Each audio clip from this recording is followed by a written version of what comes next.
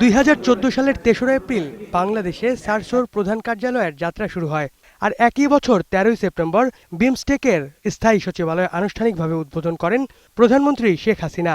আঞ্চলিক সহযোগিতার উপর জোর দিয়ে আসছে। সংস্থা দুটির কার্যক্রম সম্পূর্ণভাবে কার্যকর করতে রোববার পররাষ্ট্র মন্ত্রণালয়ে হেডকোয়ার্টার্স চুক্তি সই হয়। এর মধ্য দিয়ে সংস্থা দুটির কার্যক্রম আরও গতিশীল হবে বলে জানান পররাষ্ট্রমন্ত্রী। The government of Bangladesh will be able to ensure appropriate diplomatic immunities and privileges. পরে সংবাদ সম্মেলনে মন্ত্রী জানান, আগামী 3রা নভেম্বর সরকারি সফরে নেদারল্যান্ডস যাবেন প্রধানমন্ত্রী শেখ হাসিনা। 4 দিনের ওই সফরে সরকারি ও বেসরকারি পর্যায়ে বেশ কয়েকটি দ্বিপাক্ষিক চুক্তি সই হতে পারে বলে জানান তিনি। দলিল স্বাক্ষরের সম্ভাবনা রয়েছে।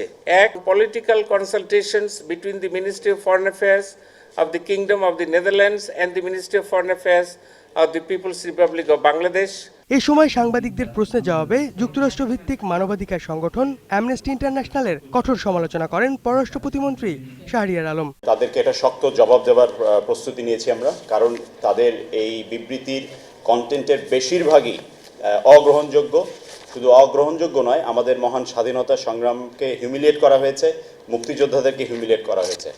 আমরা 2-1 দিনের মধ্যে এটার কড়া একটি প্রতিবাদ তাদের কাছে জানাবো। আর এর বিরুদ্ধে করণীয় সবকিছুই করা হবে বলেও আশ্বস্ত করেন মন্ত্রী।